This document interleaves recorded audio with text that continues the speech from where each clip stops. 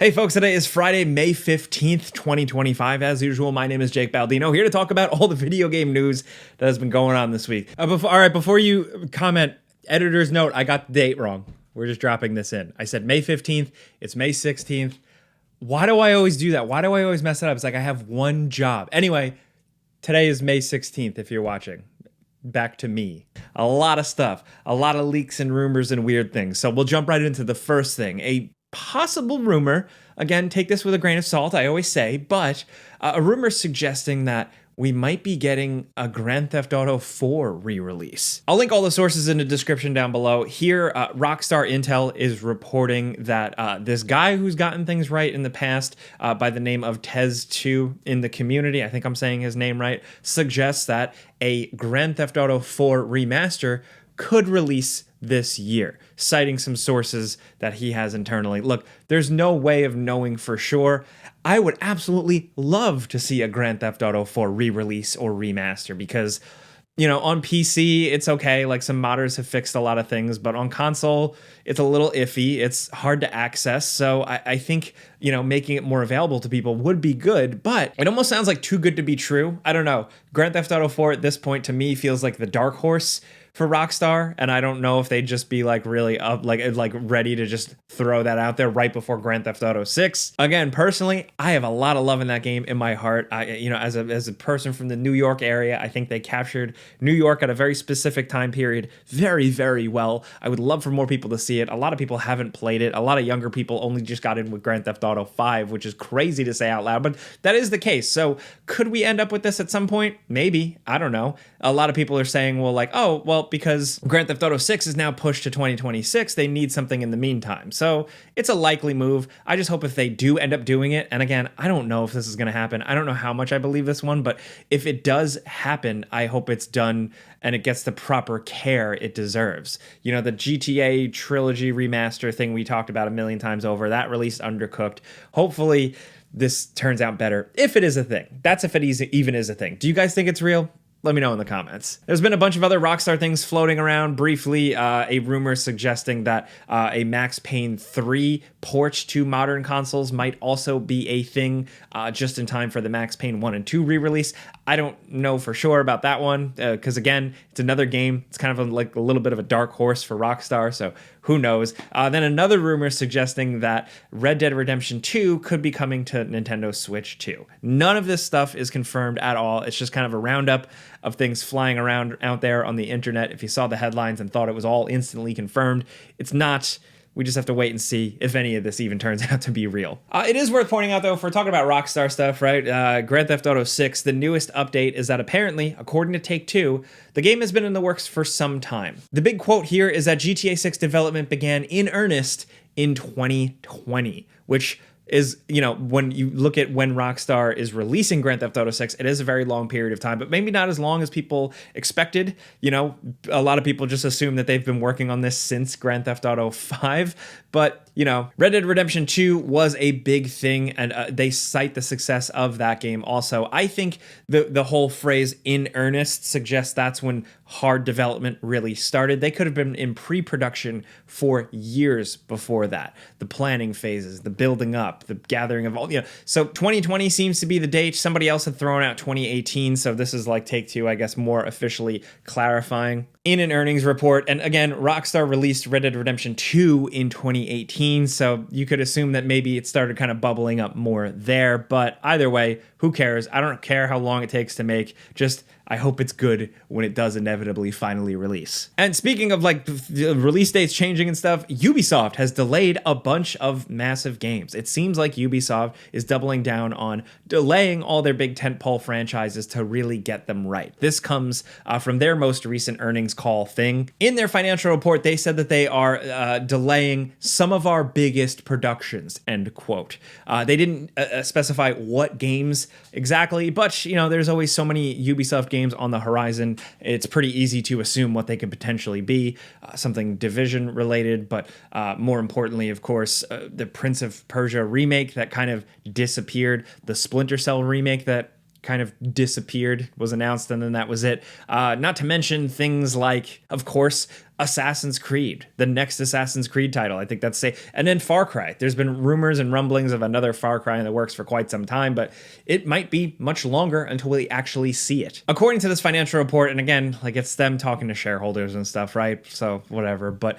they are saying that they anticipate strong game releases for fiscal years 2026, 2027, and then 2027, 2028. So that's coming from them. Good reporting from MP First there, linked in the description if you want to check it out. But yeah, I think it's good because they specifically said in this financial report that they have learned from Assassin's Creed Shadows.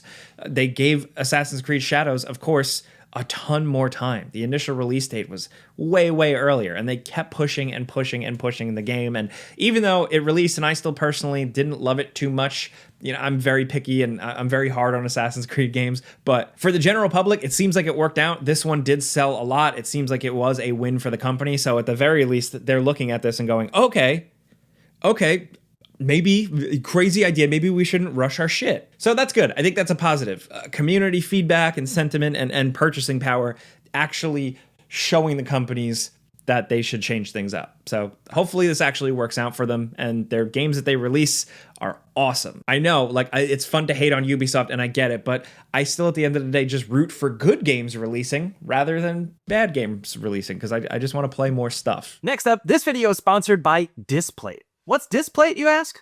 Where have you been, man? Displate is the best way to make your place, your living space, your office, your anywhere look cool. If you're looking to shake things up, maybe you got some boring paper posters on your wall, Displate offers real metal posters. These look absolutely gorgeous, and there are over 2 million artworks available in Displate's catalog. A bunch of new creative original art, as well as tons of stuff from some of your favorite brands. Star Wars, Marvel, DC, but also gaming stuff. Cyberpunk, The Witcher, World of Warcraft, Call of Duty, Elden Ring. It feels like they have everything. Check out the brand shop on their website and see for yourself. Their latest product, though, is Textra. A metal poster with tactile textures here. 3D contours and, you know, like matte and gloss in certain spots. Just really making these things look extra special if you're looking for something that's extra premium. And if you don't want to ruin your walls, or you're like me, you're just bad with tools, you got a sticker leaf on your wall and a magnet, and it takes literally seconds to hang. Whether it's Displate or Displate Textra, whatever your choice, it's really exciting, and thankfully you don't have to wait too long. Because they offer fast shipping, your new metal posters should arrive in 4 to 5 business days. Believe it or not, Displate is turning 12, and to celebrate, they're having the biggest sale with a couple of cool surprises if you order. So jump on it. If you want to check it out, click the link in the description down below or head to displate.com/@GameRanks. When you're there, use code GameRanks to get the biggest discount this year. Stick with me now, it's 1 to 2 Displates at 33% off, 3 Displates 37% off, and 4 or more Displates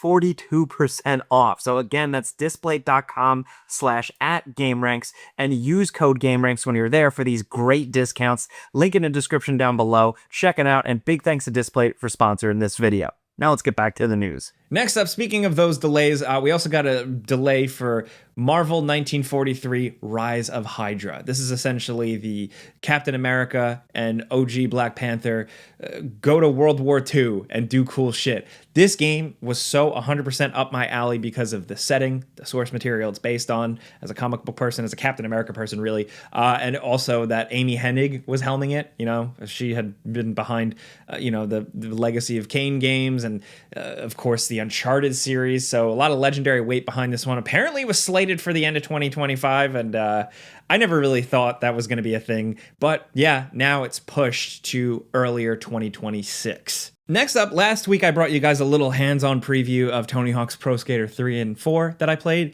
Another hands-on preview I got for you this week, briefly, is for Remedy's FBC Fire Break. I got hands-on with Remedy's new game, and I specifically wanted to try it because it's very different for Remedy. It's a multiplayer game. It's like a co-op multiplayer shooter set in the world and vibe of Control. That's very weird. I didn't expect that. So I went in, totally just wanted to see what they're doing, and I came away pretty impressed. This game stays in its lane. It knows what it is, right? It's multiplayer for people that also like Remedy games and Control and stuff like that. And it's multiplayer for someone who, to me, it feels like for someone who's tired of just like endless grinding and battle passes and stuff like that. This is just a multiplayer game you pick up, you play with your friends. Essentially, you work as people, kind of like a cleanup crew in the oldest house, and you're tasked with running around, shooting and fending off all types of weird monsters and stuff like that, and hiss creatures, but also fixing shit. So everybody has their own different little unique skills and tool sets that help them in combat, but more importantly, helps them with fixing things. And what that leads to is a lot of chaos and a lot of teamwork and a lot of screwing up and accidentally setting each other on fire or getting sucked in a vent. And it has a little bit of like a comedic aspect to it with some of the dialogue, but it feels like it's not overly forced, and moment-to-moment play is just really fun. Things start off creepy, you have your flashlights, and then things slowly escalate into chaos. It seems like a really, really good hybrid. Also talking to the developers, a good hybrid between inspirations like Left 4 Dead, of course, with like hordes of creatures and just the way levels progress, with some of like the goofy, wacky antics and chaos of something like Helldivers, of course, with some kind of Steam PC game vibes, like a Deep Rock Galactic. And I say that specifically because I think this game probably will find an audience specifically on Steam that will love it. It feels like the early days of a Deep Rock, where like it just kind of slowly started creeping up the Steam list as it found a good co-op community.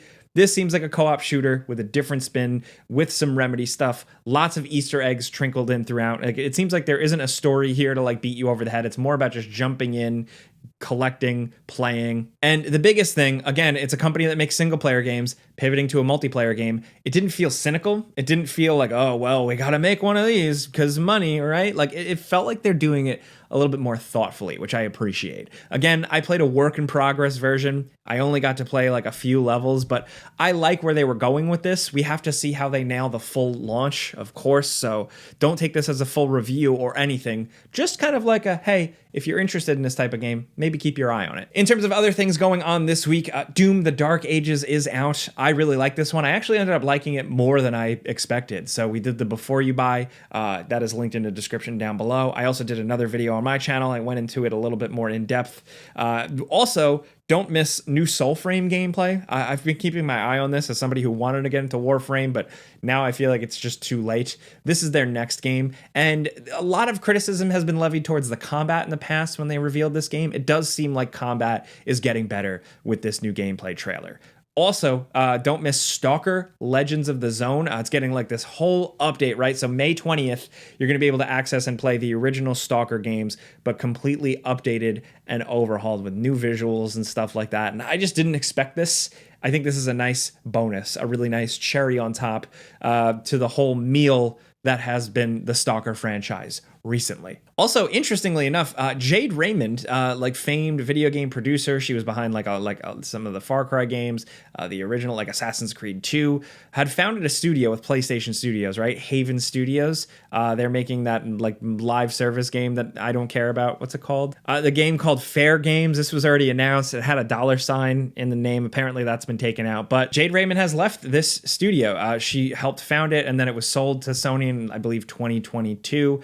And we don't know what really the state of the game is or anything like that. So small update, leadership change, significant leadership, of course, at the helm. But for now, that's that. Well, a cooler update, I think something a little more exciting, is Kingdom Hearts 4. Like, I forgot that was a thing, but they're making another Kingdom Hearts. That's right, they're doing it again. I thought 3 was the end, but yeah, that was announced a while ago. It had a trailer years ago that was dissected like crazy, but they just put out a little image with like kind of like a bunch of little screenshots. So there you go. Kingdom Hearts 4 still exists. It looks like playable Mickey if you kind of zoom in a little bit. I don't know what's going on here, but Kingdom Hearts fans are excited, and I am excited for them. Just a little morsel, just a little nugget, just something to chew on. I guess that goes a long way for some people. Just to know that it still exists and it's still being worked on. And in other news, the kids made Darth Vader say I'm serious. This is a real thing. So pardon my French, but Fortnite has added a bunch of Star Wars stuff recently, of course. And what they have just recently added is a Darth Vader that you can chat with like an AI chatbot thing. It's James Earl Jones' voice in an AI model. James Earl Jones' family and him before he died apparently signed off on all this, his voice living forever. And you could talk to it and it'll do AI stuff to respond interesting, like in a compelling way. And people got it to say F almost immediately. And Fortnite, Epic, they did apparently update this and fix this like right away. But I think Darth Vader should say F.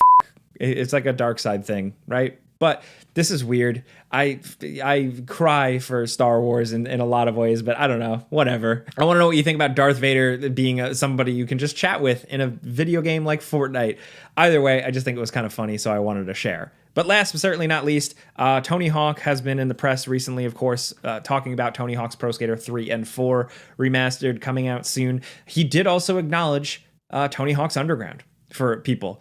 He did say that he will lobby as hard as he can to get it made, but he said that there are smarter people than him in charge and involved with this stuff, so we may never see it, but there is hope because the guy whose name on the box does want it to get remade or re-released or something. I don't know. I feel like we're lucky that we even got 3 and 4. Like, it felt like it was just such a struggle to get that. I don't know for sure if we're ever going to see a Thug remaster or re-release, but either way, I will say if you're on PC, or you might be able to run this even if you're not like a hardcore PC person, but Thug Pro is something that the community has put together. Look it up.